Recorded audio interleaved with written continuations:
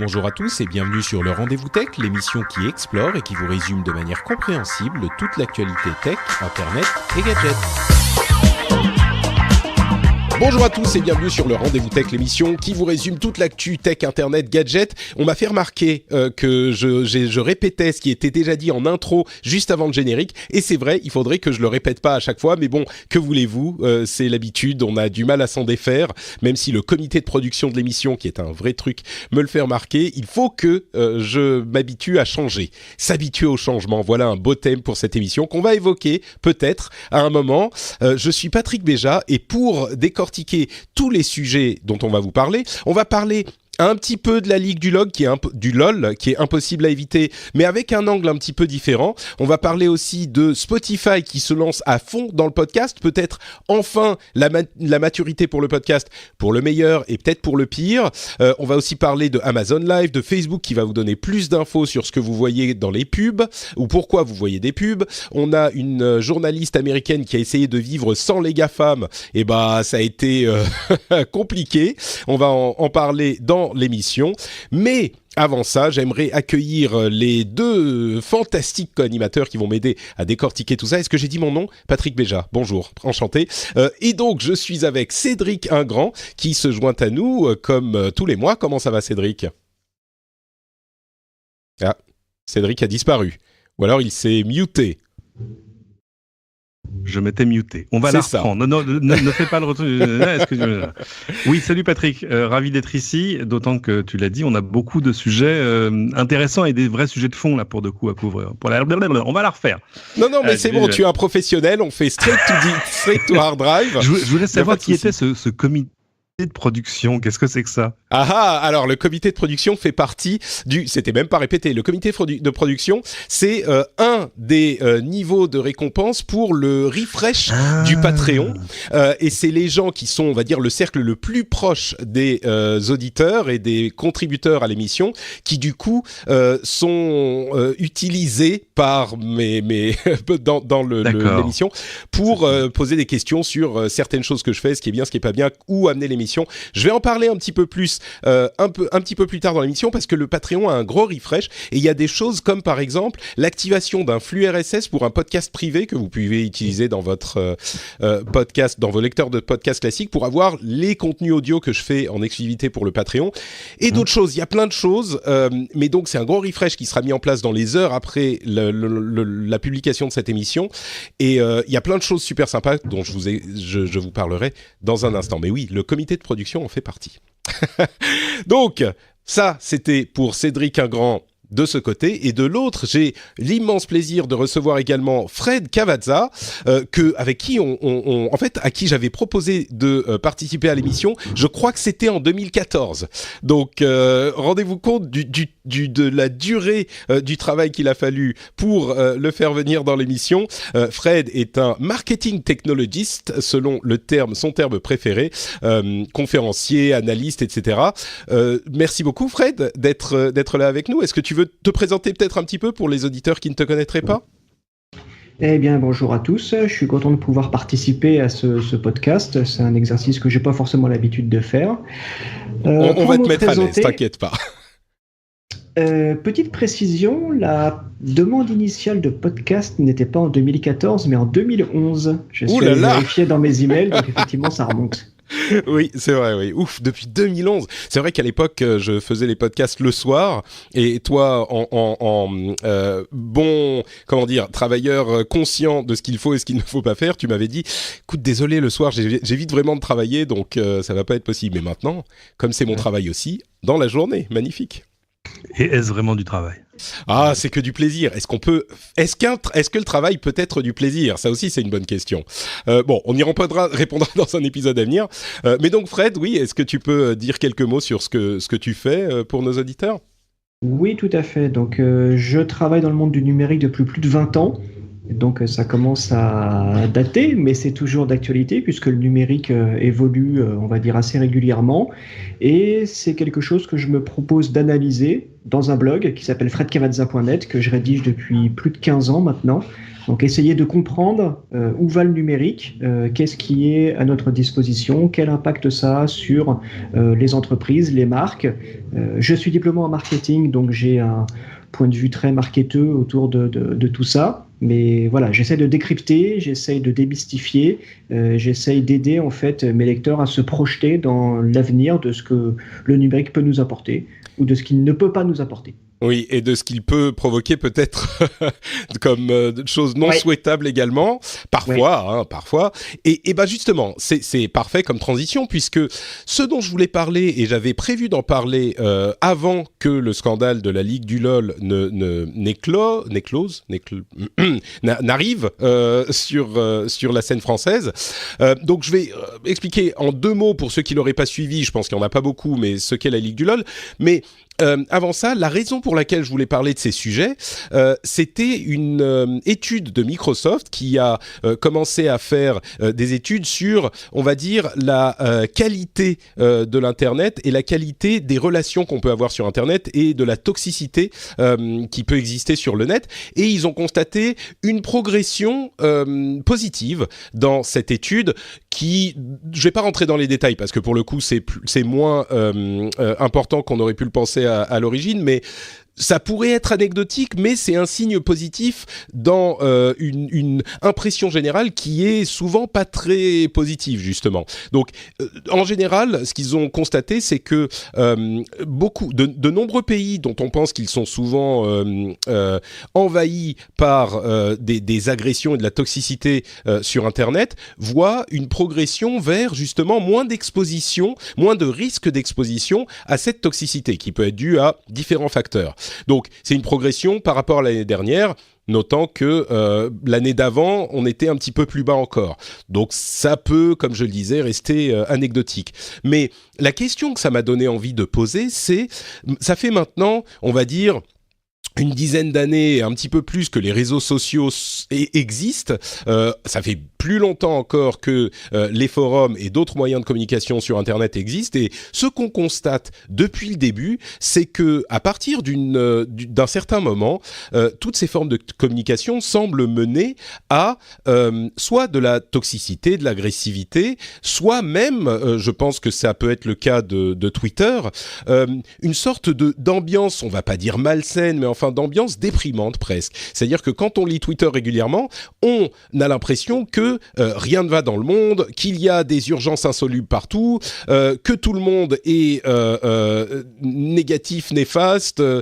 On a vraiment cette impression que, comment dire, c'est presque une déprime permanente qui nous est imposée par les vecteurs de communication de l'Internet. Et la question que je voulais poser, c'était, est-ce que c'est un état de fait qui est dû à la nature du médium, de la communication du net, qui met peut-être les gens en relation d'une manière différente.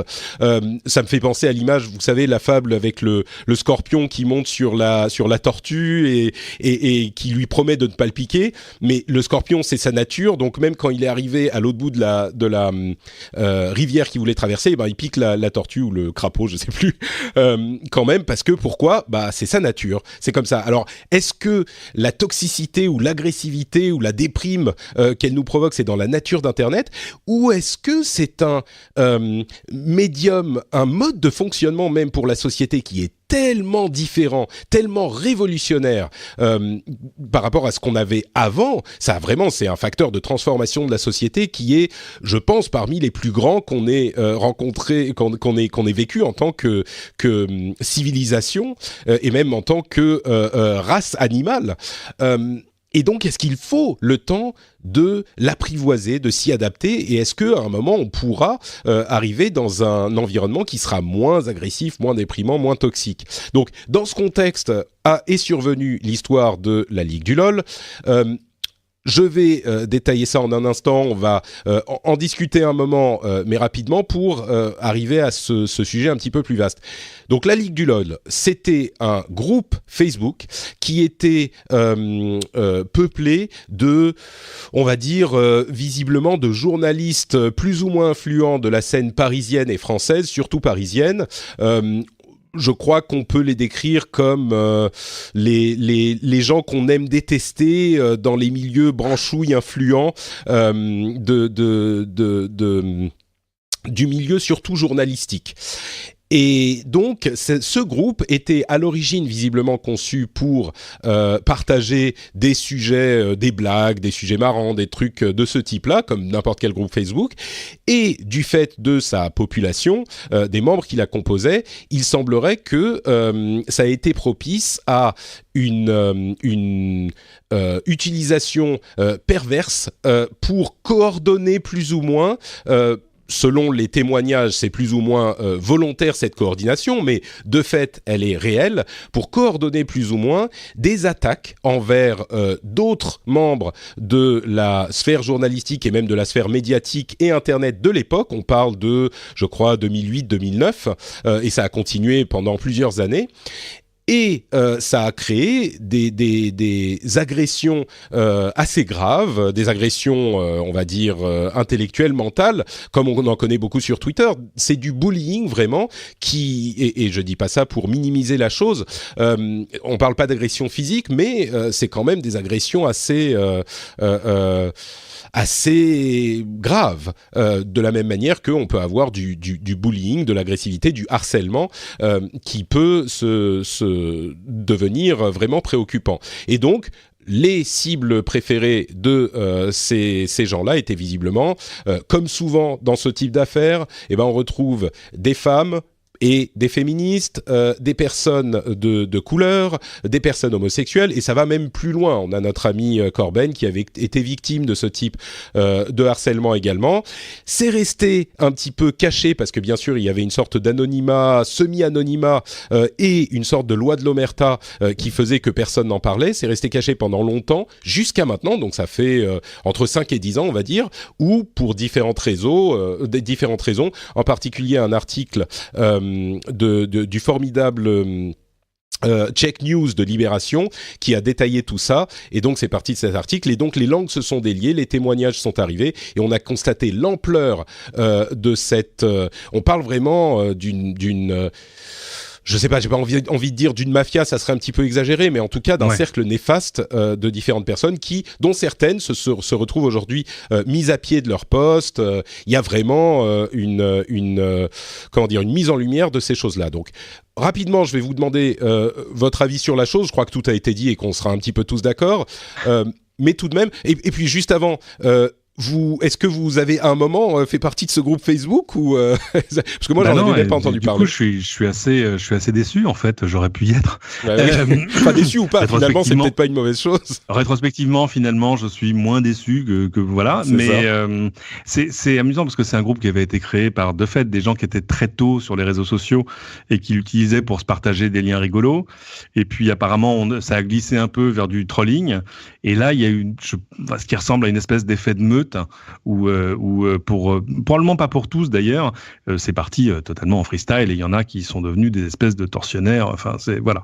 On est vraiment dans cet esprit de bullying. On a la personne ou les personnes qui sont dans le groupe des gens cool, qui se sentent renforcés par cette capacité qu'ils ont à prendre une personne pour cible et puis lui nuire. Peut-être parfois même, j'ose le dire, sans se rendre compte de la portée de leurs actes. Mais enfin, c'est pas qu'on puisse dire, même si on se rend pas compte que ça va affecter à ce point une personne, c'est pas quelque chose de gentil non plus.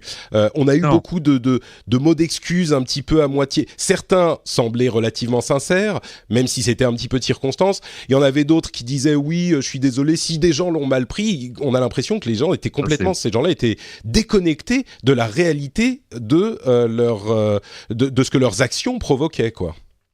Ouais, alors c'est amusant parce que les plus tortionnaires du lot sont pas les plus connus en fait, mais alors je suis un tout petit peu gêné parce que là on a 48 heures, 3 jours de recul par le contre-coup, tu vois, l'effet de meute à l'envers où tout à coup tu te retrouves 10 ans après, 8 ans après, 7 ans après, avec des gens qui sont instantanément mis à pied par l'entreprise, qui n'avaient rien à voir avec où ils travaillent, mais qui n'avaient rien à voir avec l'histoire. Bon, c'était excessif, et je pense que voilà, il faudra faire la véritable autopsie du truc, mais il y a des vraies victimes. Enfin, là, par contre, c'est pas tout ça n'est pas du tout pipeau. Hein. Il y en a que je connais d'ailleurs, mais c'est amusant parce qu'il y a des gens qui avaient été victimes de trolling extrêmement violents, mais qui se rendaient pas compte qu'il y avait ça derrière, qui eux voyaient juste des comptes. Ils pensaient que c'était des cas isolés. D'ailleurs. Ouais, c'est ça. Il y avait pas, qui eux sentaient, tu vois, une espèce d'effet de masse qui leur tombait sur le dos, sans comprendre qu'il y avait ce petit groupe derrière. Bon, mais c'est intéressant. Je pense que ça reste une sorte d'épiphénomène. Enfin, j'ose l'espérer, mais symptomatique. Mais voilà, ce que je veux dire, c'est plus exemplaire de choses qui sont beaucoup plus larges. Et alors là, qu'on retrouve ailleurs. Regarde ce qui se passe, tu vois. Regarde les forums de jeux vidéo. Enfin, tu vois, où t'as des trucs qui partent en flèche, hein, et où tout à coup des gens se font attaquer, mais même parfois dans le monde réel, se retrouvent avec des mecs qui viennent taper à leur porte, avec des menaces de mort, des menaces de viol, des choses qui sont de moins en moins virtuelles, qui sont plus du tout de l'ordre de la cour de récréation. Il faut rappeler que dans les cours de récréation, quand même, on s'envoyait des trucs qui étaient d'une cruauté absolue, je pense qu'on préfère oublier avec l'âge. Là, c'est pareil, mais quand ça sort de juste un message sur Twitter, là, on tombe dans des trucs vraiment, vraiment dangereux. Moi, j'ai vu l'étude de Microsoft sur leur index de la civilité numérique. Ce qui est amusant, c'est que la France n'est pas si mal placée que ça. Apparemment, c'est en Angleterre que le risque est le moins grand, suivi par les États-Unis et suivi par la France. Et bien loin devant, apparemment, c'est en Amérique du Sud que ça a l'air d'être terrible. Ouais. Mais là, tu posais la question de savoir est-ce que c'est... Attends, je voudrais quand même demander à Fred, du coup, son avis rapide sur cette histoire de la Ligue du LoL, et puis on avancera sur le net en général. La Ligue du LoL, c'est une bonne chose qu'ils se soient fait démasquer et qu'il y ait des conséquences sur leur vie professionnelle ou leur vie privée, parce qu'après tout, ils ont brisé des vies, ils ont brisé des carrières, donc... Oh, les pauvres, ils sont mis à pied, dis donc. Pour moi, c'est une sanction qui est anecdotique par rapport au mal qu'ils ont causé. Après ça, il faut être bien conscient que la Ligue du LoL, c'est l'arbre qui cache la forêt. D'accord ? La critique ouverte, méchante, mesquine, les insultes, il y a toujours eu. Moi, ça fait 15 ans que je rédige mon blog, et à une époque, j'y avais droit. C'était pas la Ligue du LoL, parce que c'est pas des gens que je fréquente, on n'est pas dans les mêmes sphères professionnelles, mais j'ai toujours connu ça, et ça continue maintenant. Du coup, ça me donne l'occasion de parler d'une question que j'ai posée aux patriotes, justement. J'ai demandé aux gens qui financent l'émission, cette question que je vous posais, la toxicité du net est-elle une étape sociétale, ou est-ce que c'est quelque chose d'intrinsèque ? Et beaucoup des auditeurs ont répondu, environ la moitié ont répondu non, c'est la boîte de Pandore, on se sentira toujours relativement agressé, il n'y a rien qui puisse changer ça. Donc, bon, plus de la moitié. D'ailleurs, même encore plus que ça, parce que les gens qui répondent oui, on est à peu près 30%, donc on est à 70% de gens qui répondent oui, pardon, je vais reprendre. Les gens qui répondent oui, c'est une étape sociétale et nous apprendrons à les maîtriser, ces outils, et ça ira mieux, on est à peu près à 30%. Les gens qui répondent non, ça sera comme ça jusqu'à la fin des temps, on est à 70%. Et d'autres personnes ont commenté également des choses qui sont assez intéressantes. PCEBF dit par exemple, ça fait 15 ans qu'on apprivoise l'outil. À un moment, on peut dire que la courbe d'apprentissage est proche du bout. Moi, je suis pas tout à fait d'accord. 15 ans, c'est pas très long pour un changement aussi radical. Tu sembles être d'accord avec moi, Fred, donc je te donne la parole, forcément, pour que tu confirmes. Complètement. Moi, je serais plus dans la seconde catégorie en pensant que ça va pas forcément aller en s'améliorant. Ah, d'accord. Donc, moi j'allais dire le contraire, mais vas-y, continue. Non, tout simplement parce qu'il y a une phase d'apprentissage qui doit se faire. Un être humain, quand il naît, les 20 premières années de sa vie, on lui apprend à se comporter en société, on lui apprend à s'exprimer, donc à structurer sa pensée, à utiliser le bon vocabulaire, à pas insulter les gens, à pas leur couper la parole et ainsi de suite. Donc il va à l'école pour ça. Elle est où l'école de l'Internet ? Il n'y en a pas. Donc chacun apprend sur le tas à s'exprimer comme il veut, comme il peut. Il n'y a pas de cadre, il n'y a pas de filtre. Et en plus, on rajoute l'anonymat ou le pseudo-anonymat. Donc il n'y a pas de raison pour que ça s'arrête. Mais non, moi je dirais que je suis d'accord sur le fait que je pense que c'est pas quelque chose dont on va sortir, tu vois ce que je veux dire, c'est pas une crise de croissance, c'est pas une crise d'adolescence de la génération née avec l'internet. Je pense que c'est consubstantiel du média.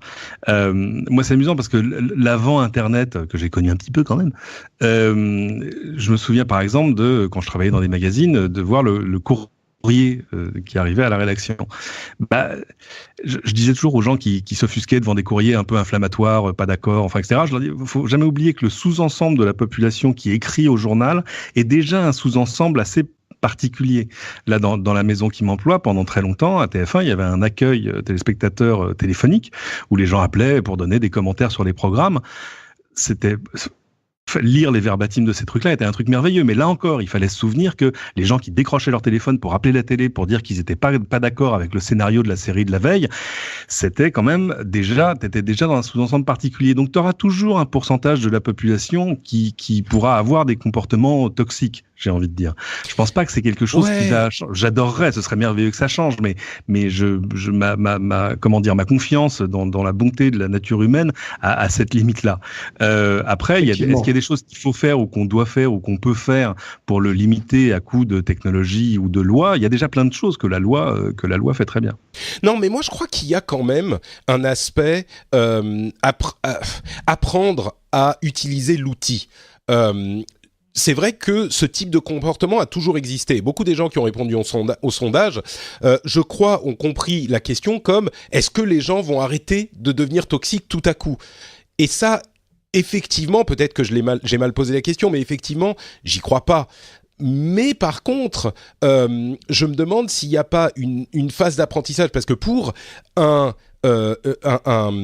invention ou un type d'interaction qui change nos interactions de manière aussi drastique que le net, on est encore en train d'apprendre à bien l'appréhender. Il y a, par exemple, je reprends ce commentaire parce que ça m'a beaucoup parlé. Geo Heller dit « Moi, je pense que le problème, c'est la visibilité. On ne retient que ce qui est mauvais, ce qui nous choque, etc. » Et la manière dont nous, on appréhende ce qu'on voit peut changer également. Ça ne veut pas forcément dire que les gens tout à coup vont arrêter de devenir toxiques, même s'il y a un petit peu de ça. Je crois qu'on peut se rendre compte de l'impact qu'a ce que nous disons. Comme par exemple ces fameux membres de la Ligue du LOL, je pense qu'au moins une partie d'entre eux ne se rendait pas compte du mal qu'ils pouvaient faire et de l'aspect néfaste de ce qu'ils considéraient peut-être comme des blagues sans gravité. Ils se rendaient pas compte que c'était à ce point. Alors il y en a d'autres qui étaient effectivement méchants et qui voulaient peut-être faire mal ou qui veulent encore faire mal. Je pense qu'il y en a certains, ou parmi nous, des gens qui se rendent pas compte qu'un petit tweet, ça peut, si tu en ajoutes 1000 parce qu'il y a 1000 personnes qui vont s'adresser à une seule personne, et ben ça peut commencer à faire mal. Et donc, avant d'envoyer le tweet, peut-être qu'on va se mettre un petit peu à réfléchir, un petit peu à considérer l'impact de nos actions. Alors bien sûr, pas... Comme tu parlais, Fred, de l'école, où est l'école d'Internet, effectivement, les jeunes qui grandissent avec Internet, ils apprennent aussi ça. Ils apprennent aussi parce que le bullying passe également par Internet, ça se passe par Instagram, ça se passe par tout ça. Et donc, ça fait partie de leur apprentissage de vivre en société. Donc, évidemment, il y a toujours des gens qui vont apprendre, mais arrivé à 20-25 ans, peut-être que ça ira un petit peu mieux. Et de l'autre côté... À ce moment-là, ils seront remplacés par par la génération d'après. Bien sûr, sauf que aujourd'hui, on est tous dans cette phase. L'ensemble du monde est dans cette phase. Et on ne sait pas utiliser Internet et on ne sait pas, par exemple, ça prend énormément de temps d'apprendre à lire les commentaires. Au début, je crois que tous ceux qui ont eu un blog ou eu une chaîne YouTube ou eu quoi que ce soit, on lit les commentaires et on se focalise sur le commentaire négatif au milieu de 100 commentaires positifs. Et ça prend du temps à apprendre à ne plus se focaliser là-dessus. Fred, toi, tu me disais que sur ton blog, tu as eu ce genre de commentaires et ce genre de réactions. J'imagine que la manière dont tu les appréhendes aujourd'hui est différente de ce que tu faisais il y a 10 ans ou au début quand tu as lancé le blog, non ?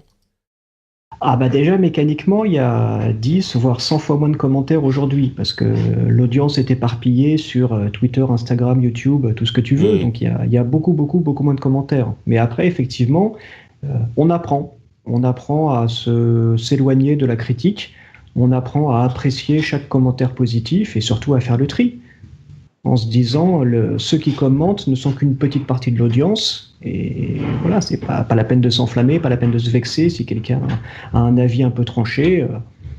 On prend de la distance avec le temps.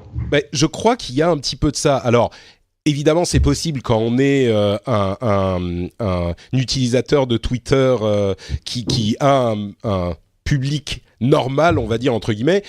Évidemment, c'est beaucoup plus difficile quand on est victime d'une campagne de harcèlement comme en ont été victimes les personnes qu'on évoquait. Là, je crois qu'effectivement, au contraire, dire il suffit de prendre du recul, c'est plus du tout la même catégorie. Mais dans l'ensemble, pour les gens qui écoutent cette émission, je pense qu'on ouvre Twitter, on a l'impression que le monde est en feu, mais encore une fois, Twitter n'existe que depuis 10 ans. Et 10 ans, on n'est pas un adulte formé avant d'avoir au moins 18-20 ans. Je crois qu'on est encore dans cette phase et que ça risque de prendre encore plus de temps. Bon, je ne sais pas si... on est dans l'adolescence du web social, en tout cas des médias sociaux, et comme tous les ados ont des idées sombres, en ce moment, l'Internet, c'est vrai que c'est un peu sombre. Il se passe des choses étranges. On a les deux extrêmes. D'un côté, Twitter qui est pas très gai. De l'autre, TikTok où c'est que des jeunes beaux qui dansent. Voilà. On fait le grand écart. Ouais. Et Instagram, c'est pour leurs parents. C'est ça. Bon, Cédric, est-ce que je t'ai convaincu un petit peu ? J'ai l'impression que Fred me rejoint plus ou moins. Non, parce que le truc, c'est que l'avant Internet, on va dire, c'est un peu comme le chômage incompressible. On estime que quand on arrive à 4%, 3%, 2% de chômage, on n'arrivera jamais en dessous parce que voilà, il y a toujours une population qui travaille pas ou qui est entre deux jobs, etc. Là, c'est pareil. Moi, je pense qu'il y a une espèce de pourcentage de la population toxique qui, je sais pas quel est le pourcentage, mais qui est incompressible. Et ça, je pense pas que ça changera. Et ces plateformes numériques-là leur donnent une visibilité et une amplification qui est totalement hors de proportion avec leur importance relative dans la population. C'est-à-dire que, en plus, il y a peut-être des questions à se poser sur la conception et l'architecture même de ces plateformes. C'est-à-dire que vous parliez des commentaires sur YouTube. Ce qui ressort par défaut dans les commentaires sur YouTube, c'est ceux qui génèrent le plus d'interactions. Or, ce qui génère le plus d'interactions, c'est l'inflammation. Et c'est un problème que Facebook a eu pendant longtemps, où toutes les news qui ressortaient en haut, c'était des conneries sur faut pas vacciner ses enfants et machin, parce qu'évidemment en vrai, en pour ou en contre, ça générait énormément d'interactions. Et donc ça pose des questions sur la façon dont les sites sont conçus, parce qu'évidemment eux ils sont faits pour générer le plus d'interactions possible, mais du coup on suramplifie des choses qui n'ont pas forcément un intérêt général. Oui, c'est vrai qu'on revient à cet aspect de la gestion du net, et peut-être que ça aussi ça fait partie de cet apprentissage qu'on est en train de faire. Moi, je pense que ça va prendre plus que 15 ans, comme le disait PCF, ça va prendre plus que 15 ans. Et la vision que tu as, et que notamment Johan, là encore, il dit l'être humain est toxique, Internet lui donne le pouvoir d'être toxique plus souvent aux yeux de plus de monde, et entre parenthèses, on va tous mourir de toute façon. Mais c'est une vision qui se répète. Je crois que c'est vrai, évidemment, il y a une partie incompressible de la toxicité du net.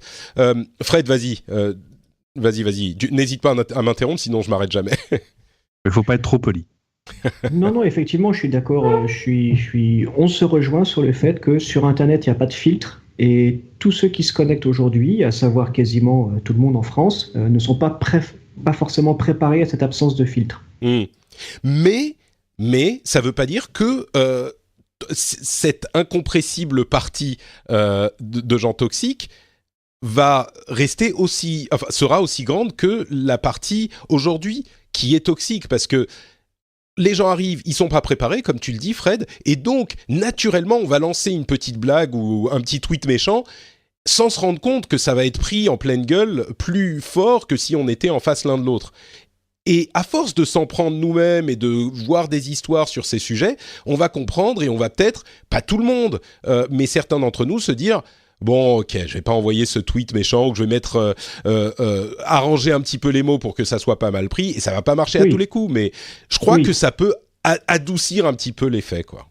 Complètement, on va y arriver, mais ça prendra plus de temps parce qu'il faudra apprendre sur le tas et qu'il n'y a pas d'école pour nous former de façon accélérée et structurée à la prise de parole et la bienséance en ligne. Mais c'est ça, il n'y a pas d'école parce qu'on ne sait même pas comment gérer cette bienséance et cette prise de parole et cet adoucissement. Moi, on se moque souvent de moi parce que je dis beaucoup à mon avis, je pense que, selon moi, et c'est vrai qu'on se moque de ces manière que j'ai d'appréhender les problèmes, mais c'est aussi pour ça, et c'est aussi parce que j'ai tellement fréquenté Internet que j'ai appris qu'il faut mettre des gants, et ça peut paraître ridicule de mettre des gants tout le temps, mais je crois que on se rend bien compte, quand on est dans le siège passager, on se dit oh mais c'est bon, mettre des gants tout le temps, on peut plus rien dire, machin, et puis quand on s'en prend un petit peu plein la gueule, on finit par comprendre que mettre des gants, ça peut être utile dans ces situations-là.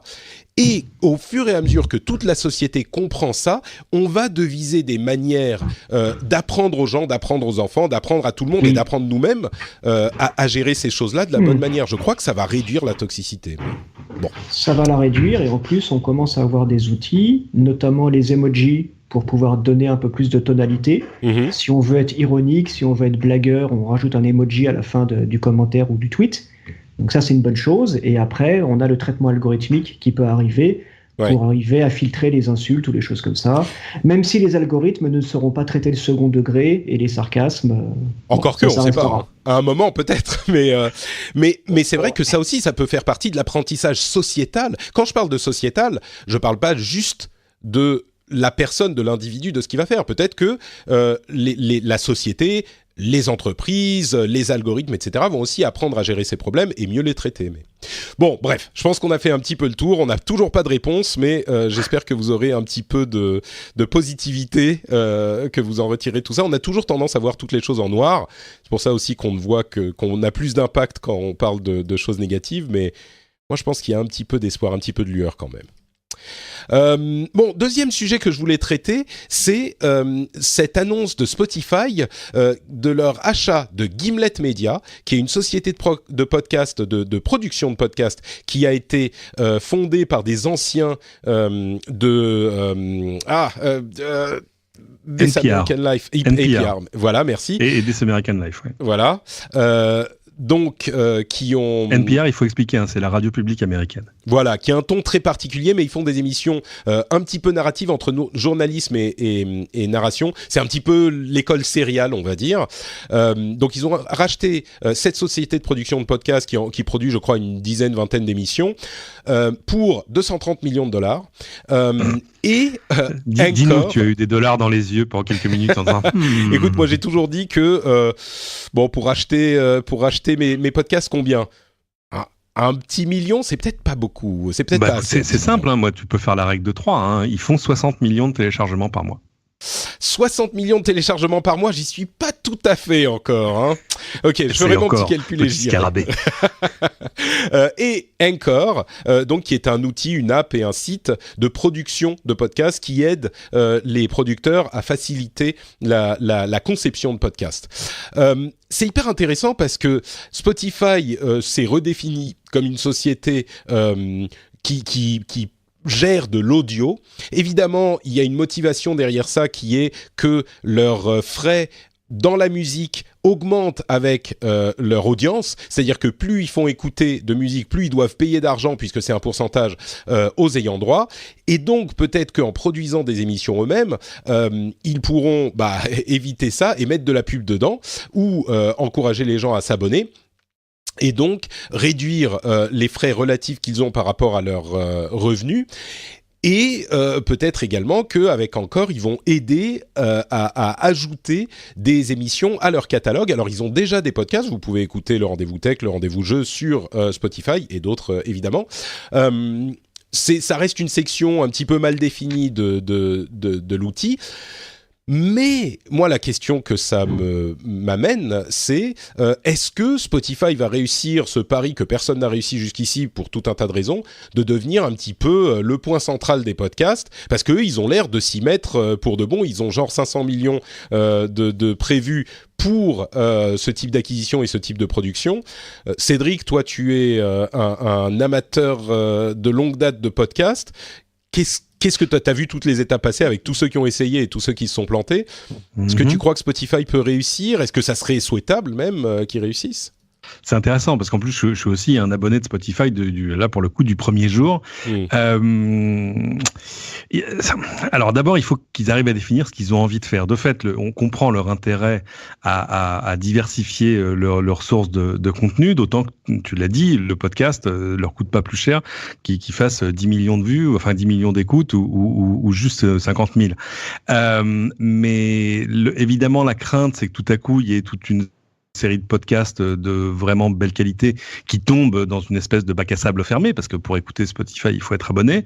Eux, on dit que non. Hein. A priori, il y aura peut-être quelques produits exclusifs qui seront créés, mais ça, c'est déjà le cas. Je vous recommande un podcast qui s'appelle Crime Town, extraordinaire, que vous trouvez sur Spotify et en partie sur iTunes, et qui raconte l'histoire de ville américaine au travers du crime et tout. Il y a Détroit et Flûte et une autre et Rhode Island. Bref. Mais certains des podcasts de Gimlet qui marchent le mieux, eux, ont garanti, on dit non, mais vous inquiétez pas, on continuera à être un flux RSS sur iTunes et ailleurs, voilà.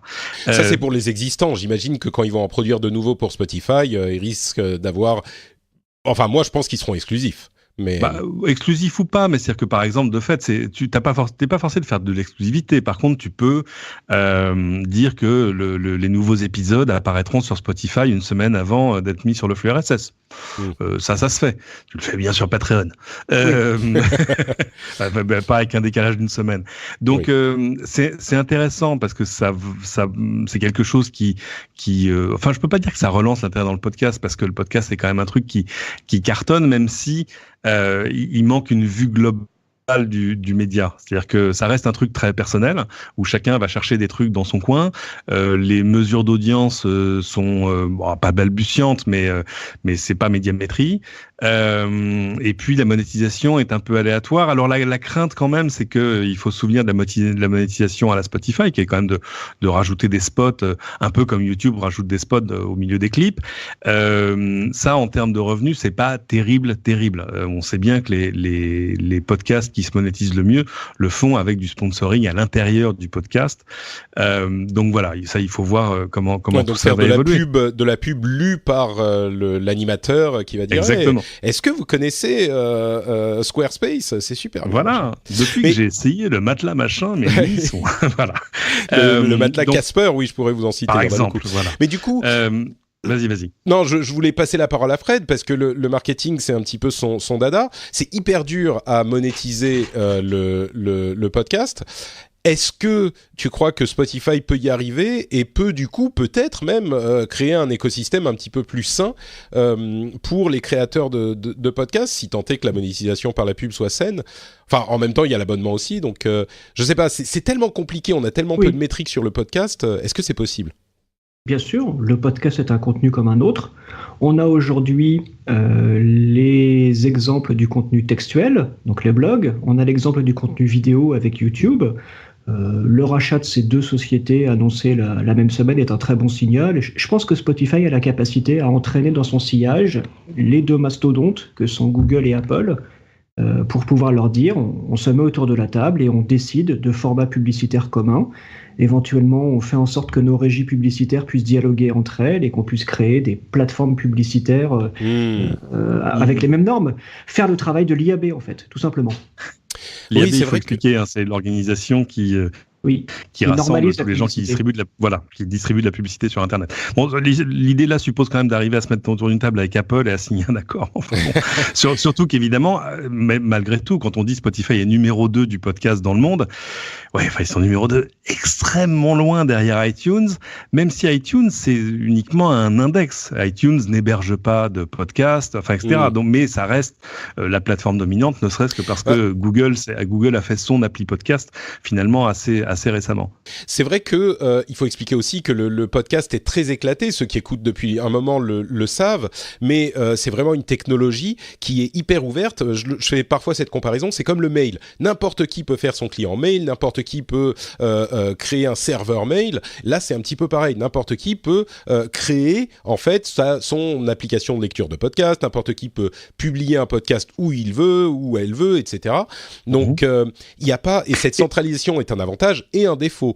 Et Spotify pourrait centraliser les choses et du coup amener les avantages et les défauts de la centralisation, à moins peut-être qu'ils utilisent ça comme leur précaré et laissent l'ouverture sur le reste de l'écosystème des podcasts, je ne sais pas. Pourquoi pas dire deux mots d'ailleurs de l'autre acquisition qui est celle de Anchor. Anchor, il faut expliquer, c'est une plateforme et une appli qui simplifie dramatiquement la création et la mise en ligne d'un podcast. Parce qu'évidemment, c'est pas à toi que je vais l'apprendre. Faire un podcast à la main, ça prend quand même beaucoup de travail. Faut le faire, l'enregistrer, le mixer, le machin, faire ton MP3 qui est propre. Et puis après, il va falloir créer ton flux RSS, l'alimenter, mettre les bons tags et le reste. Là, l'idée, c'est d'avoir une appli qui le fait aussi simplement. En gros, on est face à quelque chose qui pourrait être le YouTube de l'audio, c'est-à-dire ou le WordPress complètement. Ou le WordPress, c'est ça, exactement. C'est ça. C'est-à-dire un truc où t'as pas besoin de coder des trucs à la main, voilà. Et du coup, si c'est ça la cohérence de l'idée de Spotify, c'est intéressant parce que tout à coup, ils vont aussi s'ouvrir à plein de nouvelles formes de podcasts, peut-être plus amateurs. Mais et puis après, on verra ce qui colle et ce qui surnage. Mais ça veut dire que de fait, ils ont une idée assez claire de la monétisation de ce qui va se passer derrière. Bon. À voir. En tout cas, c'est vrai qu'on arrive peut-être à un tournant dans cette évolution constante mais lente que je décris toujours de cette manière. Les podcasts, c'est contrairement aux autres technologies de l'informatique, ça a été constant et très lent, mais ça s'est jamais arrêté. Et là, peut-être qu'on arrive parce que Spotify a besoin d'un autre type de contenu, à un moment où ça pourrait donner quelque chose d'autre. Bon, pour ma part, ce dont je suis à peu près certain, c'est que je continuerai à faire mes podcasts de cette manière, et vous continuerez à les avoir absolument partout, donc il n'y a pas de souci. Ça, c'est ce que tu dis aujourd'hui, tant que ton téléphone sonne. Mais c'est ça. Si, disons que j'ai dit, j'ai un prix 1 million. Ouais, peut-être 1 million, ça dépend après les impôts, il reste quoi.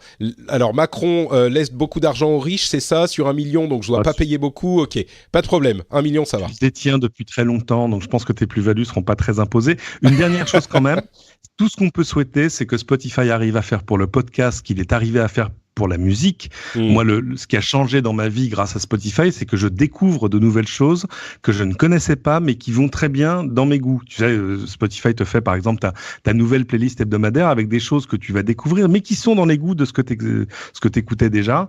Et l'un des gros problèmes du podcast, c'est, j'aime pas trop ce mot, c'est la découvrabilité. C'est la capacité de découvrir de nouvelles choses qui vont te plaire. Moi, je suis abonné, du coup, à des newsletters sur le podcast, etc., etc. Je suis toujours ravi de découvrir des nouvelles choses. Mais c'est pas évident, et au travers des outils existants, tu sais, c'est un peu comme l'App Store. C'est presque impossible. Tu vois les 10 premières apps, celles qui sont après le top 50, tu les vois jamais. Et là, si Spotify arrive à faire ça et arrive à me dire tous les mois, vous savez, vous écoutez ça, ça et ça, je pense que ça devrait vous plaire. Bah ça, c'est vachement intéressant parce que tout à coup, tu vas arriver à pousser en avant des contenus qui seront pas juste mis en lumière au travers du marketing. Bon, faisons une toute petite pause. Je voudrais vous parler de ce refresh du Patreon. Il y a plein de choses que j'ajoute dans le Patreon et je vous encourage à aller regarder de quoi il s'agit. Mais une chose que je voudrais mettre en valeur, c'est justement, on parlait de communauté, de toxicité. Et ben, j'ajoute un nouveau niveau de récompense à $2 au lieu de 3. À $2, vous avez accès désormais au Slack des Patriotes, dont je parle régulièrement dans l'émission, parce que c'est vraiment un endroit tellement sympathique, bienveillant, c'est des gens qui constituent en fait mon refuge. Quand j'en ai marre de Twitter, parce qu'il y a énormément de qualités sur Twitter, Facebook et Instagram, etc. On a beaucoup de choses à en tirer. Mais quand je commence à être fatigué, j'ai le plaisir de pouvoir arriver sur le Slack où il y a des gens cool, sympas, qui sont des gens dont je sais qu'ils ont cet esprit que j'essaye de véhiculer avec l'émission justement de bienveillance et de positivisme. et on peut parler de tech, de jeux, de films, de séries. C'est vraiment super agréable.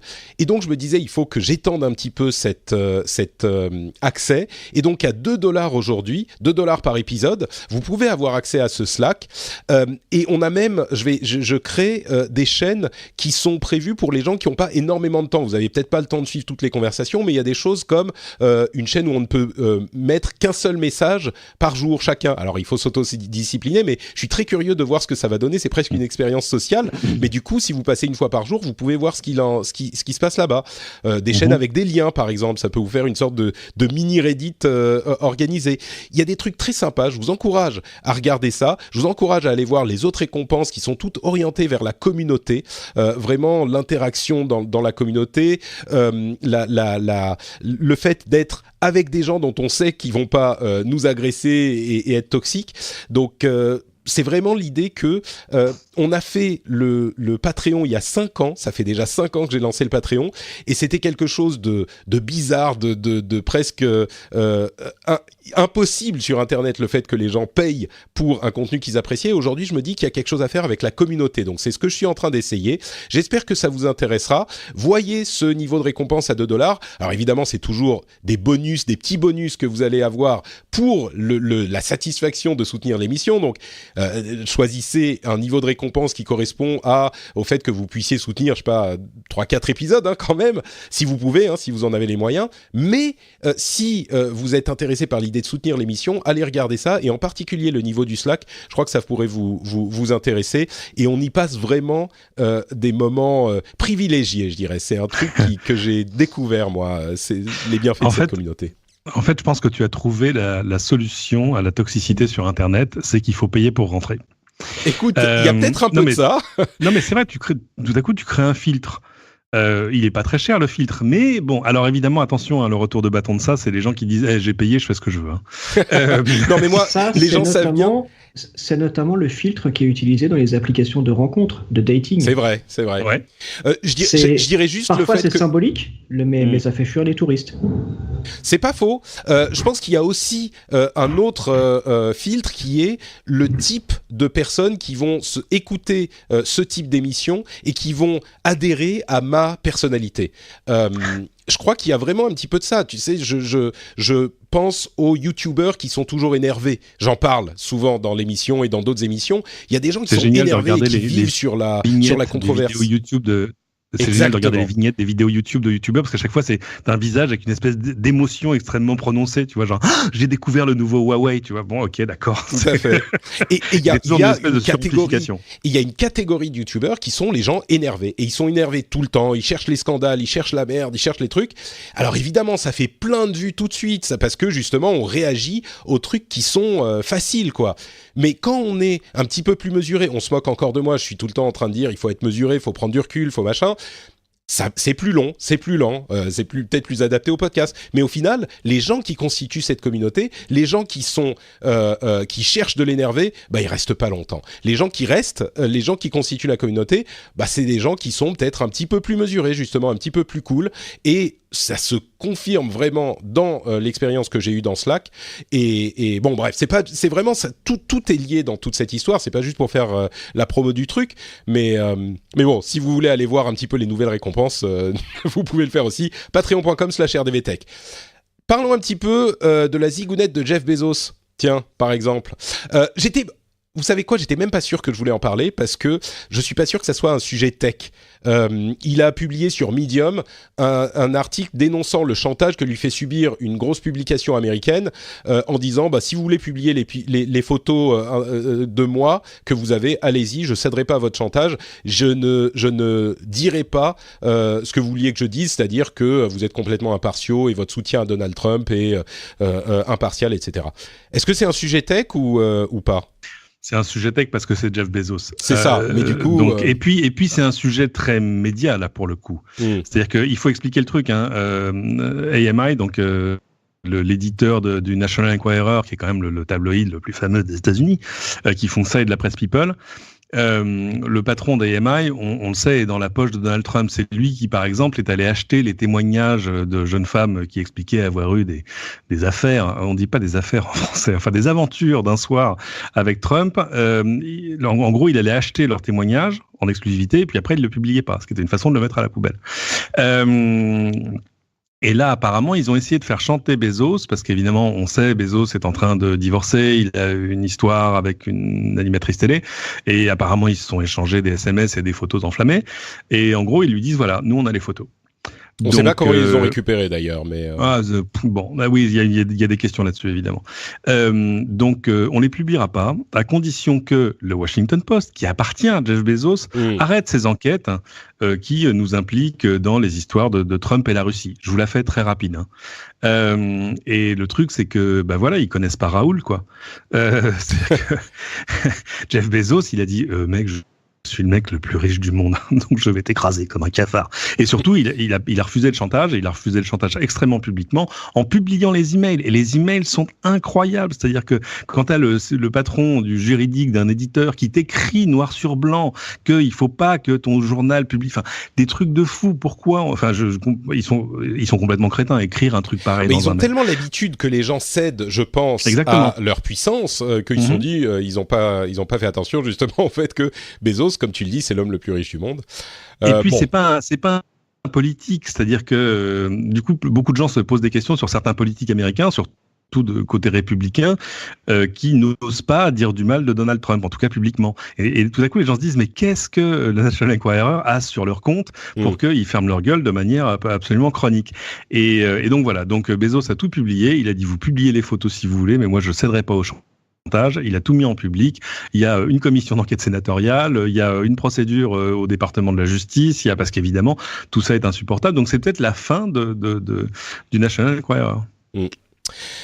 Bon, donc voilà, on vous laissera juger si c'est une affaire tech ou pas. Tous les podcasteurs tech que j'écoute se sont posé la même question, mais bon, au moins vous savez de quoi il s'agit. Moi, j'attends le film. ça sera intéressant. Ce qui est hallucinant dans cette histoire, c'est d'une part la responsabilité d'un grand média américain, mais bon, je pense que là-dessus tout a été dit. Ce que je trouve également ahurissant, moi, c'est la réaction de certains qui disent « mais bien fait pour Jeff Bezos, lui qui fournit des technologies de surveillance à l'armée et à la NSA, bien fait pour lui ». Et là, quelque part, je fais le parallèle avec cette histoire de leak du LOL et d'absence de filtre. Tout se rejoint. Tout se rejoint. Effectivement, ce genre de réaction, vous la faites dans votre tête ou en privé, mais vous ne l'écrivez pas dans un article ou dans un tweet. On peut pas souhaiter ça à quelqu'un, c'est pas possible. Oui, c'est sûr que il y a comme toujours des réactions un petit peu, et surtout que là, ça vient du côté évidemment qu'Amazon est critiquable, évidemment qu'il y a des choses au-delà même de ces histoires de surveillance et de travail avec l'armée américaine. Il y a Amazon des choses qui sont éminemment critiquables. Qu'est-ce qu'on peut dire de Thales? Enfin, je sais pas. Qu'est-ce qu'on dit des fabricants de munitions ou de missiles? Non, moi je pensais aux conditions de travail des travailleurs d'Amazon. Donc il y a d'autres choses peut-être qui contribuent à l'antipathie que certains ont pour le personnage de Bezos. Mais bon, c'est vrai que là ensuite il y a une certaine mesure encore. On y revient à avoir dans ce genre de cas, quoi. Justement, en parlant d'Amazon, ils ont lancé un site de streaming qui s'appelle Amazon Live, qui est une sorte, et un outil de création de streaming live, Amazon Live Creator, en application notamment. En fait, c'est une sorte de téléachat, je crois. Fred, toi qui es un spécialiste du marketing, qu'est-ce que va chercher Amazon là-dedans? Je ne suis pas 100% sûr de ce qu'ils veulent. Ah bah alors écoute, moi je veux bien avouer que je n'y comprends plus rien. C'est vrai. Pourquoi Amazon, qui est une des entreprises les plus innovantes en matière de médias ou de commerce, reproduit un modèle qui est très ancien, celui du téléachat? Je ne sais pas. Si ça se trouve, ça va marcher. Hein. J'en sais rien. Je veux bien reconnaître que je comprends plus rien. Le truc, c'est que mine de rien, il y a encore toute une génération qui regarde la télé et qui regarde le téléachat s'il existe encore, ou qui est nostalgique du téléachat. Peut-être que c'est à eux que ça s'adresse, et que justement Amazon désormais a une telle portée que ces gens-là sont beaucoup plus prompts à justement regarder une vidéo d'un monsieur qui coupe une canette de bière vide avec son couteau Super Ginzu, ça rappellera des souvenirs à certains, que de naviguer sur la page où les dizaines de produits vont s'afficher les uns après les autres, quoi. Ou alors, tout simplement, c'est Amazon qui réfléchit à qui sont ses concurrents aujourd'hui. Son concurrent sur la vidéo, c'est YouTube, sur lequel on retrouve beaucoup de vidéos de déballage de produits ou d'essais, de tests de produits. C'est vrai. Ils disent, on va arriver avec une solution différente pour les annonceurs. Ce sont les marques qui vont faire leurs propres vidéos en live. Et voilà, donc c'est... Peut-être que quelque part, c'est une offre concurrente à ce qu'on trouve sur YouTube. C'est vrai, ou même un début de ce type d'offre qui pourra croître ensuite, comme l'a souvent fait Amazon. Pardon, Cédric. Non, je t'en prie, c'est pas la première fois. Je crois qu'ils avaient tenté quelque chose déjà il y a 1 ou 2 ans qui était très, là, pour le coup, téléachat pur et simple, et pas un truc opéré par les marques. C'est peut-être aussi le besoin d'avoir une sorte de vitrine. Parce que quand tu arrives sur Amazon, qu'est-ce qu'on te montre ? En gros, on te montre des choses qui sont liées aux achats que tu as déjà fait. Ce qui est toujours rigolo, parce que tu vois, t'achètes, je sais pas, un pied d'appareil photo, et pendant 3 mois après, à chaque fois que tu vas, on te propose d'en acheter un autre. C'est complètement con. Ouais. C'est complètement idiot, parce que contrairement au reste du web qui ne sait pas forcément ce que tu as acheté ou pas, et qui peut essayer de te rediriger vers la paire de chaussures que tu as déjà, Amazon, eux, ils savent même à quelle heure tu as été livré. Mais tout à fait. Tout donc à voilà, fait. Ça ferait du bon contenu pour la page d'accueil ou les pages catégories. Tout à fait. Voilà, et tout à coup, ça permet de mettre en lumière des choses qui peut-être que tu n'aurais pas vues autrement parce qu'elles sont pas dans ton univers de shopping habituel. Donc, et puis d'animer cette page, parce que c'est vrai que c'est amusant de voir des gens qui découvrent Amazon. Ça, ils sont rares maintenant, hein. Mais les gens te disent, mais c'est moche. Et c'est vrai, la page d'accueil d'Amazon, c'est pas quelque chose de très beau, c'est quelque chose de très utilitaire. C'est un peu à la japonaise, toi tu connais ça, Patrick, mais où on essaie de te montrer le plus d'informations en même temps. Ouais.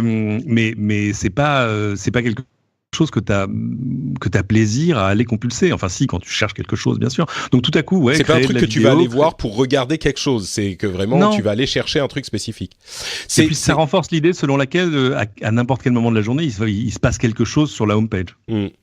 C'est marrant, en ce moment, donc c'est sur l'adresse c'est amazon.com/live. En ce moment, ils sont en train de montrer des protections pour les téléphones, des caisses de protection, des coques de protection pour téléphone. Donc ça colle complètement avec ce que tu disais, Fred. Peut-être qu'ils ne les montrent qu'à toi. Je crois que c'est une seule page, mais oui, peut-être. Ouais. Non, je plaisante, c'est la même chose.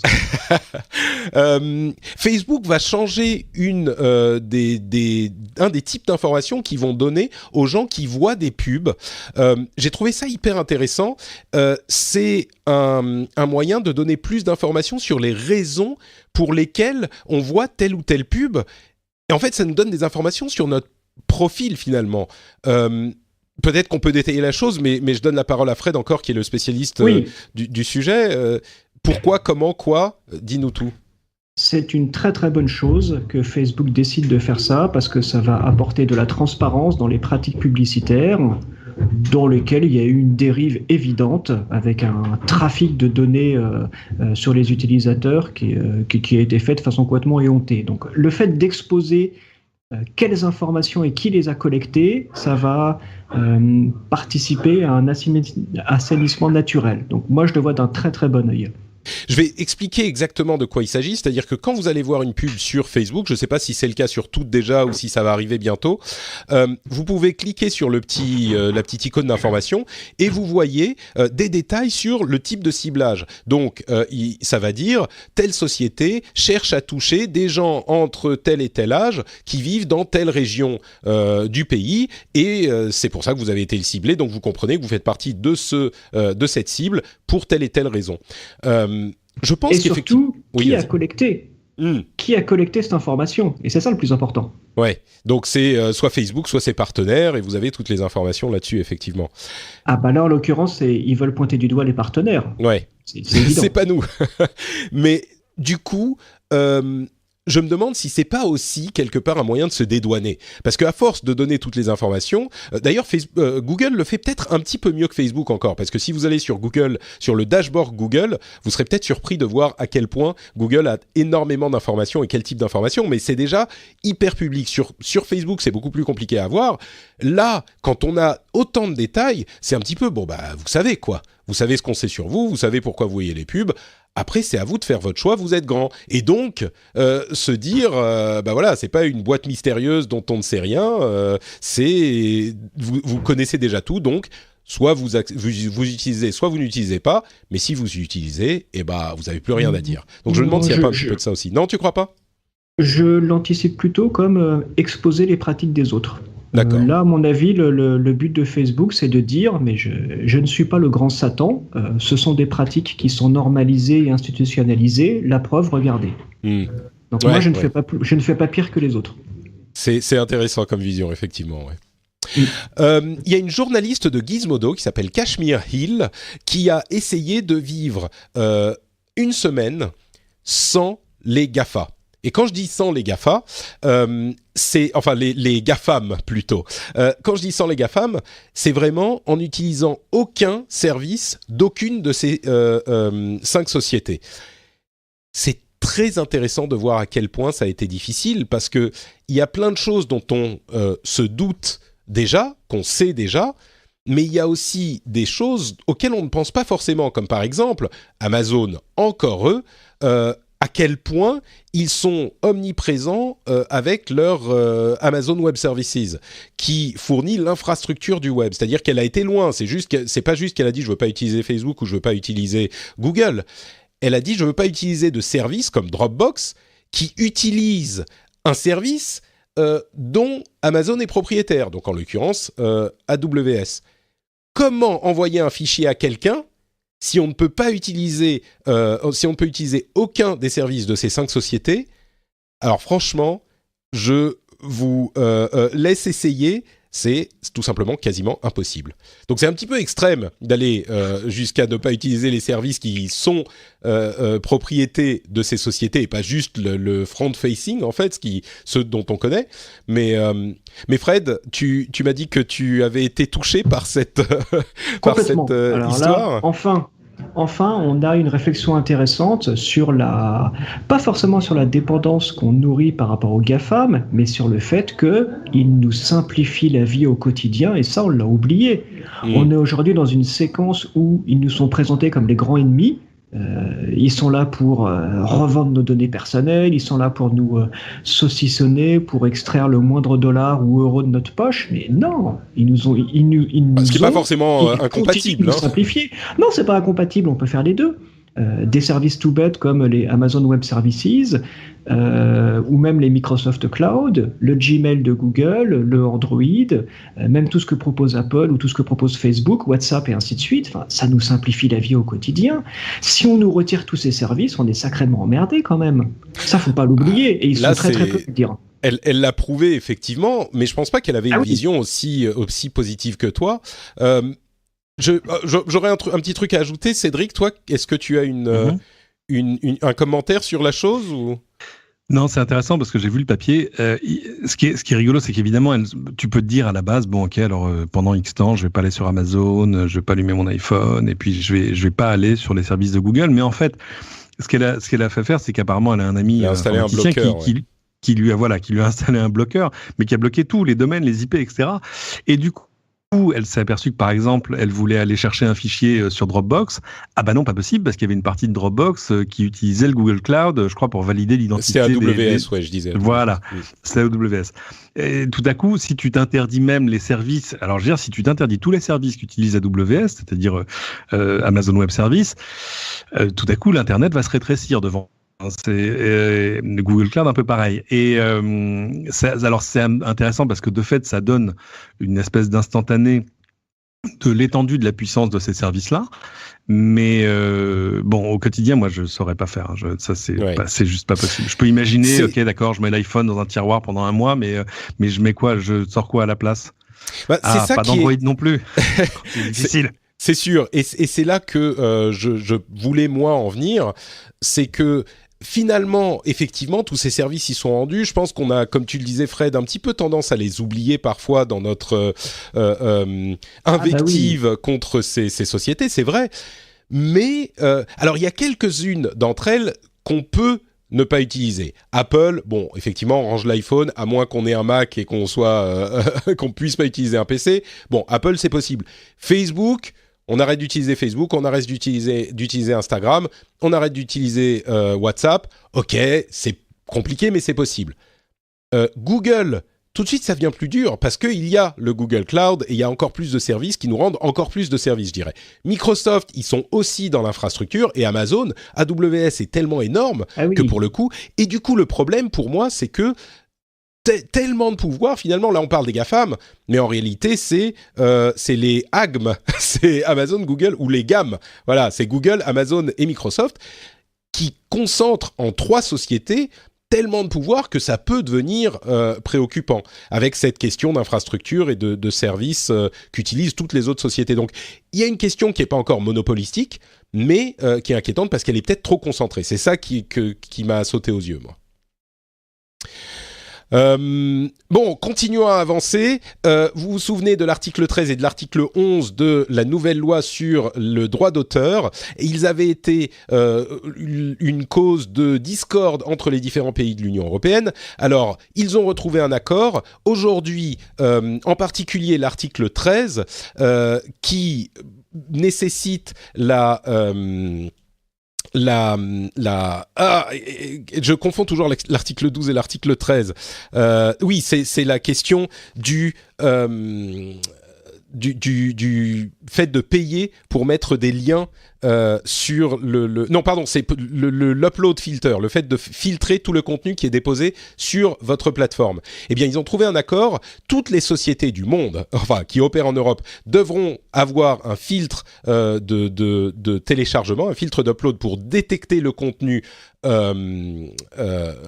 copyrighté qui est proposé sur leur plateforme et donc le bloquer, sauf si ils ont moins de 3 ans ou un revenu de moins de 10 millions d'euros ou moins de 5 millions d'utilisateurs uniques mensuels.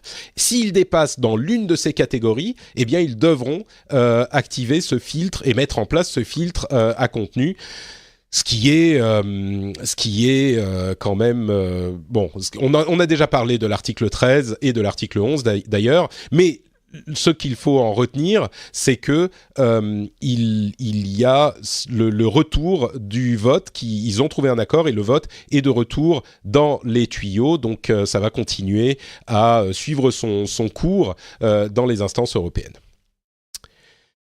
Bon, je crois qu'on a déjà parlé de ces 2 articles, donc on a tout dit. Rapidement, Twitter va arrêter de parler de ses utilisateurs mensuels pour ne parler que de ses utilisateurs quotidiens. Alors Twitter, ils sont en stagnation depuis des années. Ils n'arrivent pas à augmenter leur nombre d'utilisateurs. On est autour de 320 millions d'utilisateurs mensuels. Ils n'arrivent pas à aller au-dessus, sachant que sur des services comme Instagram ou d'autres, on est bien au-dessus du milliard. Bon, Twitter, c'est marrant de voir Twitter parce qu'il n'arrive pas à grossir et pourtant, il reste le pouls de toute la vie du net, quoi. C'est là que tout le monde va et que tout le monde récupère ses informations en instantané. Et pourtant, il n'y a, entre guillemets, que 300 millions d'utilisateurs. C'est un paradoxe étrange, je trouve. Mais oui, mais si ça suffit. Peut-être que Twitter a trouvé sa vitesse de croisière, qui est aux alentours d'un petit peu plus de 300 millions. Et si la plateforme fonctionne comme ça, bah, tant mieux. Ah bah, les actionnaires ne l'entendent pas de cette oreille, hein. C'est ça le problème. Certes, le problème c'est que plus vous avez d'utilisateurs, plus vous avez de pollution et de cacophonie. Oui, là je crois qu'à 300 millions, ça serait difficile d'imaginer. Imaginez s'il y a 1 milliard, la cacophonie serait encore plus grande. Je crois que c'est pas forcément souhaitable, effectivement. Et il y aurait encore plus de haters et ainsi de suite. C'est évident. C'est vrai. Les prochains écouteurs de Samsung, les écouteurs sans fil, pourraient se charger au dos du téléphone. Ça pourrait être pas mal. On sait que les AirPods d'Apple sont devenus un phénomène de société. Je viens de voir un article qui a analysé les recherches sur les AirPods et ça a explosé cette saison de Noël. C'est vraiment un phénomène incroyable. Moi, j'en parle depuis que je les ai eus en disant que c'est la meilleure invention qu'a fait Apple de ces dernières années. On se dit, les écouteurs, c'est ridicule, ça sert à rien. Mais en fait, on se rend pas compte à quel point c'est utile. La popularité monte et d'autres ont suivi le mouvement. Et Samsung, la dernière innovation, ça serait de pouvoir les recharger au dos du smartphone. Pourquoi pas? Moi, je dis autant que la caisse de rangement, le petit étui de rangement soit suffisamment bon pour pas avoir besoin de recharger sur le smartphone. Mais bon, pourquoi pas? Si besoin, à un moment, on a une urgence. Mais il y a déjà un smartphone, c'est quoi? C'est OnePlus, qui permet de recharger un autre smartphone directement sans contact. Tu le colles l'un à l'autre et ça y est. Mais c'est un peu gadget, mais au moins c'est une feature c'est une fonction qui est très parlante graphiquement. Et là, oui, bien sûr, parce que tout à coup, les 3 ou 4 000 mAh de la batterie de ton smartphone vont pouvoir recharger je ne connais pas la capacité, mais ça va quand même pas très très loin. Donc, ouais, très bien. Comme le disait l'article de iPhone.fr, c'est vrai qu'on a déjà l'iPad qui recharge le stylet de l'iPad Pro. Donc pourquoi pas? C'est vrai que ça pourrait être une tendance intéressante. Il y a un chercheur en sécurité qui a trouvé une faille assez importante sur macOS et qui a décidé de ne pas en informer Apple, enfin en informer des détails, parce que Apple ne propose pas de bug bounty sur macOS. On parlait à l'épisode précédent de l'importance des bug bounty. C'est marrant de voir qu'ils n'en ont pas sur macOS, c'est surprenant. Et il y a un chercheur qui a une faille hyper importante et a dit tant pis pour vous, je ne vous la donne pas parce qu'il n'y a pas de bug bounty et il en faudrait un. Bon, c'est bien d'avoir des activistes comme ça qui font bouger les lignes. C'est bien de le dire, parce qu'en plus, Apple, ils font des sacrés bénéfices quand même. Ils pourraient partager un minimum. Un tout petit peu. D'ailleurs, en parlant de partager, ils ont réglé 500 millions d'euros au fisc français.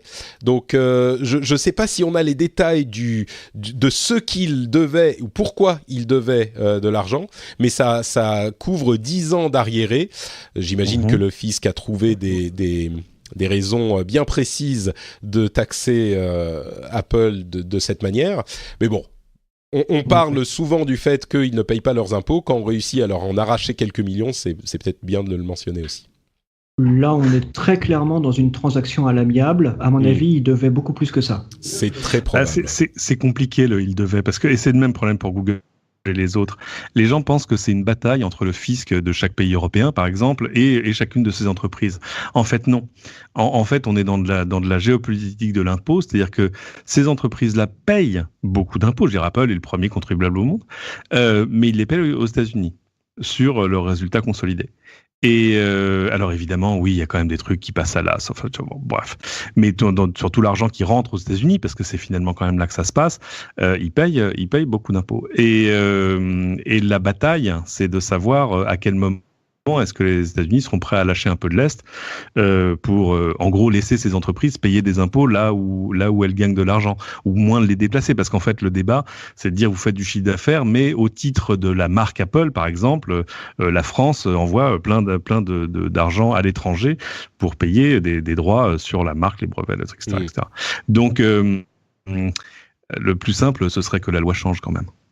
Et je ne parle pas de la loi française. Non, bien sûr, c'est ça. C'est que la loi dont on parlait régulièrement, qui est la loi sur les transactions dématérialisées, qui veut taxer le chiffre d'affaires global de la société dans le pays, qui est en train d'être mise en place en France et à terme en Europe, ne toucherait pas particulièrement Apple, parce que Apple vend des produits physiques, c'est des vendeurs de téléphones.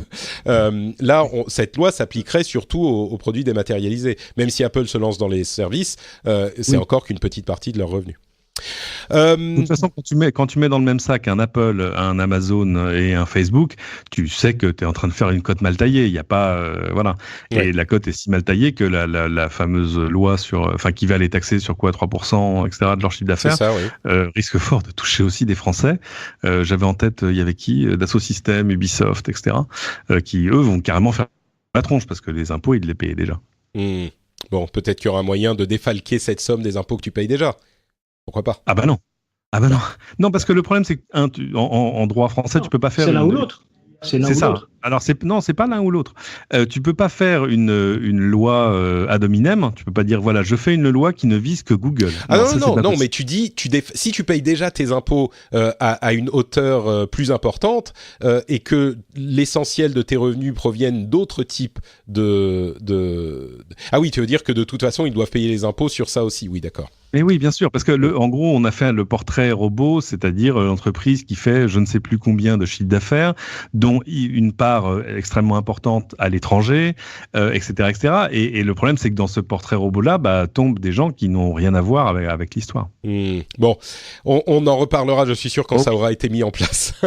Dans le grand débat, il y a l'UFC Que Choisir qui est venu mettre un petit peu son grain de sel, et une des propositions qu'ils ont fait est intéressante. Ils ont proposé de passer la garantie des produits, de tous les produits, de 2 ans à la durée de vie du produit pour les produits tech. On parle de produits tech. À vrai dire, je suis même pas sûr qu'on parle que de produits tech. Mais donc, l'idée serait de passer de 2 ans de garantie aujourd'hui à toute la durée de vie, parce que selon eux, il n'y a pas de raison que la garantie ne couvre que 2 ans, alors que le produit il est censé fonctionner pendant toute sa durée de vie, quoi. Si on l'utilise 5 ans, il est censé fonctionner pendant 5 ans, pas pendant 2 ans. Et la question du coup, c'est de savoir est-ce que sa fin de vie devient un défaut. Je sais pas. Ça, il faudrait peut-être c'est une réflexion qui est assez peu détaillée, mais il parle effectivement d'autres bénéfices, comme le fait de tordre le cou à l'obsolescence organisée, c'est comme ça qu'il l'appelle, des avantages pour l'aspect écologique, etc., etc. En 2 mots comme ça, moi, naturellement, je me dis, mais enfin, faut pas déconner, 2 ans, c'est déjà beaucoup, mais peut-être que c'est mon conditionnement d'habitude de se dire, oui, on a une garantie de 2 ans, c'est normal. Pourquoi est-ce qu'il ne faudrait pas mettre une garantie sous toute la durée de vie du produit, à définir effectivement, comme tu le dis Cédric, quand est-ce que le produit arrive en fin de vie, mais est-ce que ça ne serait pas cohérent de se dire, il est censé marcher, donc il est censé marcher jusqu'à ce qu'il ne marche plus? Oui, mais s'il ne marche plus... Non, mais disons par exemple qu'un téléphone, aujourd'hui, ce qui est sûr, c'est que ton iPhone, il est censé marcher, on va dire 5 ans. Il est garanti que 2 ans. Donc, si... il est censé... ça dépend, justement. Apple s'est quand même fait taper là-dessus, parce qu'au fur et à mesure que les nouveaux modèles sortent, on a des mises à jour majeures de iOS, donc du système d'exploitation, qui fait que c'est de plus en plus lent, jusqu'à un niveau qui est inacceptable. Oui, on pourrait arguer de ce fait-là, mais je suis sûr que si on demande à Apple... Oui, mais Fred, si on demande à Apple combien de temps est-ce qu'on peut utiliser votre produit, ils vont pas te dire 2 ans. Ils vont dire, vous pouvez l'utiliser... Enfin, je sais pas combien de temps, mais plus que 2 ans. Donc, la question devient, est-ce que cette durée pour laquelle ils vont dire on peut utiliser notre produit, est-ce qu'il ne devrait pas être garanti tout ce temps-là? Alors si, ils parlent quand même de temps, c'est-à-dire que régulièrement dans les keynotes par exemple, ils disent regardez les dernières mises à jour d'iOS, elles concernent aussi des iPhone 6S, enfin tu vois, des modèles qui ont 4, 5, 6 ans. Ce que dit, je suis allé voir ce que dit l'UFC Que Choisir, eux disent il faudrait allonger la garantie légale, ouvrez les guillemets, en fonction de la durée de vie du produit. Là je comprends mieux déjà. Donc en fait, décider par classe de produit, combien de temps doit durer un téléviseur, par exemple? C'est une bonne question, parce que le cycle de renouvellement du téléviseur, c'est pas le cycle de renouvellement du smartphone. Vous voulez pas répondre à ma question, Quelle est ta question? Ma question est-ce qu'il faudrait allonger la garantie à la durée de vie du produit ou pas, comme le suggère? Alors, ce sera pas à la durée de vie du produit, mais c'est décider d'une durée de vie normale par classe de produit. Et là, tout à coup, je commence à comprendre le processus intellectuel de l'UFC Que Choisir. De fait, ce qu'il faut savoir, c'est que un appareil électronique, en général, il meurt de 2 façons, soit dès la naissance, ou quasiment, soit très longtemps après.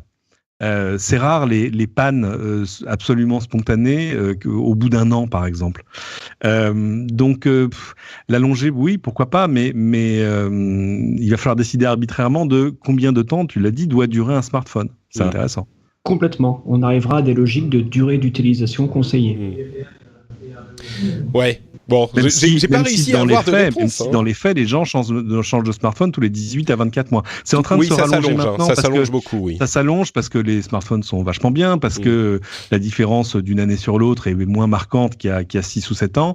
Et puis parce que probablement parce que, tu sais quoi, les téléphones ont grandi, c'est bête, hein, mais les téléphones se sont agrandis, donc on a de plus grosses batteries. Donc en gros, la batterie meurt beaucoup moins vite qu'avant. Bon, moi, ma réponse, c'est peut-être. Donc, ah bah oui. Je me mouille pas tellement non plus. Ah bah là, oui, ça, c'est fait peur. Ou alors, le futur nous le dira. C'est ça, exactement. Et nous ne le saurons que dans un certain temps. J'essaye de faire la voix du journaliste. Tiens, je vais faire ma new suivante avec la voix du journaliste de Groland, hein, quand même. Moi, je trouve que c'est pas si loin de la vérité, quand même. Hein. Non, j'insulte ta caste.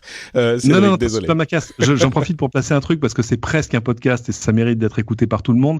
Il y a quelques temps, ça a plusieurs années déjà, Arte Radio avait fait un sujet extraordinaire sur pourquoi les journalistes parlent comme ça. Et oui, je l'avais entendu. Oui, c'est magnifique. C'est une consoeur qui a fait ce sujet et elle est allée voir des rédacteurs en chef en télé, en radio, etc. sur pourquoi les voix à la télé, à la radio sont comme ça. Où tu rajoutes des virgules qui n'existent pas. Et il y a une intonation que nous ne comprenons pas. Voilà, et je veux pas, je veux pas tout dévoiler, mais elle fait écouter à un rédac chef un sujet de Groland, et le type dit quand même là c'est vraiment pourri. Et il se rend pas compte que c'est pas du vrai. Ouais. Mais allez l'écouter. Pourquoi les journalistes parlent comme ça? Ouais. Bon, allez, dernier sujet qui va nous faire sourire un petit peu. Je ne sais pas si vous avez vu passer cette information, mais le jeu le plus populaire du monde, c'est Fortnite, évidemment. Si vous avez des enfants, vous le savez. Et il y a un dynamisme de la société qui édite ce jeu, qui s'appelle Epic, qui est absolument admirable et que moi, je vante dans tous les épisodes du Rendez-vous Jeu. Quasiment à chaque épisode, il y a un nouveau truc qu'ils ont fait. La dernière chose qu'ils ont fait, c'est d'inviter un DJ qui s'appelle Marshmello et qui a fait un concert en live dans le jeu Fortnite. C'est-à-dire que tous les gens qui étaient connectés au jeu ont pu voir sur scène, dans le jeu est apparue cette scène, et ils ont pu voir pendant 10 minutes un concert où l'avatar de Marshmello reproduisait les mouvements que faisait Marshmello en live dans son studio, et ils ont pu écouter la musique par le jeu pendant 10 minutes. Il y a 10 millions de joueurs qui ont assisté à ce concert en même temps, alors évidemment chacun dans leurs instances différentes du jeu, mais 10 millions de personnes en même temps, et à la fin du concert, à la fin des 10 minutes, évidemment ils ont tous été retéléportés dans les airs, ils ont atterri, ils se sont tirés dessus, comme dans tout bon jeu de Fortnite, mais j'ai trouvé ça, je sais pas, assez magique comme événement. Complètement. Là, on est face à quelque part l'avenir des médias. C'est que Fortnite, c'est plus un jeu, en fait. Ouais, beaucoup de gens disent ça. Oui, ça dépasse. Où on va discuter, où on se retrouve, où on passe un moment ensemble, où on écoute de la musique. C'est devenu beaucoup plus qu'un jeu et c'est une très bonne chose. Tout en sachant que le coût du concert auquel on peut assister à distance, ça existait il y a 10 ans dans Second Life, hein, mais tout à fait, je t'ai rien dit. Oui, non, Second Life était, disons que sur Fortnite, il y a un enthousiasme pour le jeu en lui-même qui est qui alimente la popularité, mais il y a beaucoup de gens qui disent effectivement Fortnite a l'opportunité de devenir presque une sorte de Facebook, quoi. Il y a tellement de gens qui passent du temps là-bas pour jouer, mais aussi pour s'amuser, pour faire des trucs. Et ce qu'ils font, c'est un média, effectivement. Tout à fait. D'ailleurs, le patron de Netflix dit aujourd'hui notre plus gros concurrent, c'est Fortnite. Tout à fait, ouais. Pas forcément en termes de contenu, mais en termes de temps, évidemment, mais oui, bien sûr. Oui. Mais c'est intéressant parce que, alors de fait, Second Life avait eu le tort d'avoir peut-être raison trop tôt, mais c'est pas le seul. Hein. Il s'est passé plein de choses de ce côté-là. C'est intéressant de voir des plateformes qui deviennent des plateformes événementielles, j'ai envie de dire. Et c'est amusant parce que ça renforce aussi l'idée de l'importance du direct, parce que c'est pas la même expérience si tu la vis en différé. C'est bête, hein, mais c'est comme ça que ça marche. Mais de fait, 10 millions de personnes pour écouter un concert sur Fortnite, c'est quand même assez dément. Et parce que nous qui sommes tous des adultes quarantenaires passés, on soupçonne pas la vague qu'est Fortnite. Toi, Patrick, tu la vois d'un peu plus près parce que tu fais plus de choses sur le jeu vidéo. Mais moi, j'ai mon fils de 6 ans qui m'a demandé ça il y a 2 semaines, qui me dit Papa, on pourrait mettre Fortnite sur la Switch. Mais mon chéri, tu as 6 ans, donc c'est hors de question. Ah oui, mais qui t'a parlé de ça? Et là, tu commences à voir l'influence de la cour d'école. C'est terrifiant, quoi. Mais effectivement, les adultes ne se rendent pas forcément compte du phénomène que c'est. Il faut avoir des enfants pour comprendre. Moi, j'ai 2 ados. J'ai 2 ados à la maison et je me rappelle d'une fois où il y avait un de mes enfants, Gaspard, qui était sur Fortnite et je lui disais mais tu veux pas sortir, aller voir tes potes? Enfin, ils sont où tes potes? Et il m'a regardé en me disant ils sont là. Ils sont là, ouais. Et je suis avec eux. Ah non, c'est ce qu'on fait. On est ensemble là. Donc c'est exactement ça. C'est un endroit où les gens s'amusent ensemble. Le plus proche, moi, je dirais que Second Life, c'était un phénomène, mais c'était presque plus un phénomène de communication.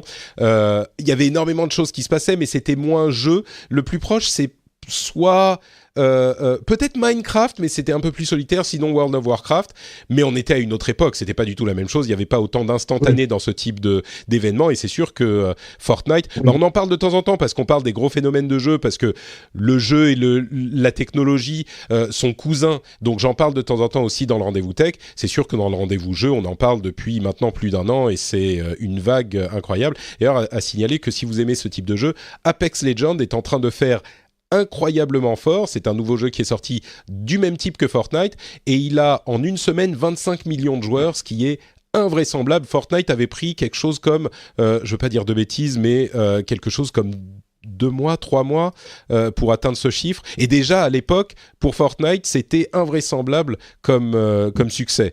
Donc, et bon, Apex Legends ne parle pas aux mêmes personnes. Donc, il est très très abouti. Le Apex Legends, ils ont fait très très fort de concevoir un jeu dans le secret le plus complet. Ouais, et de réussir à cette communication. Enfin bref, allez écouter le Rendez-vous Jeu si ça vous intéresse. Fortnite, c'était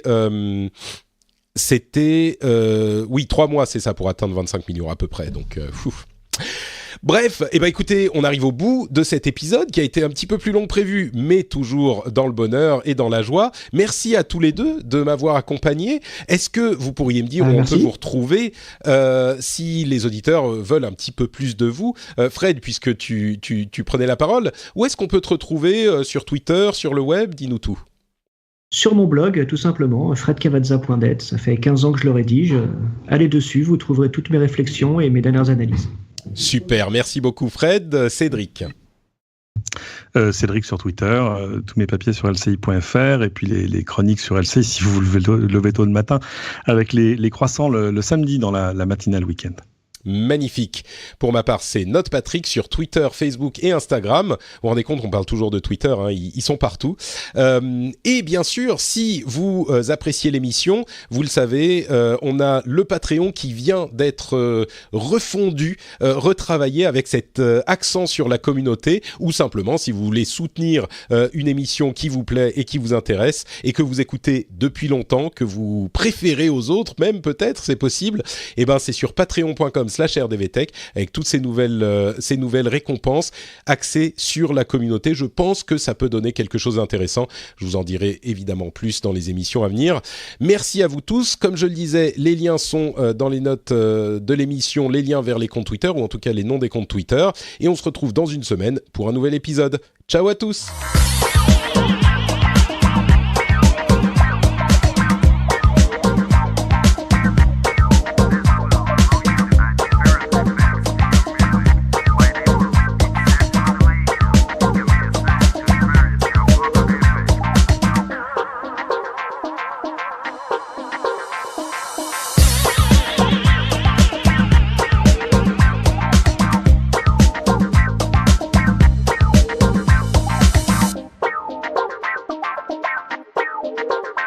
Wow.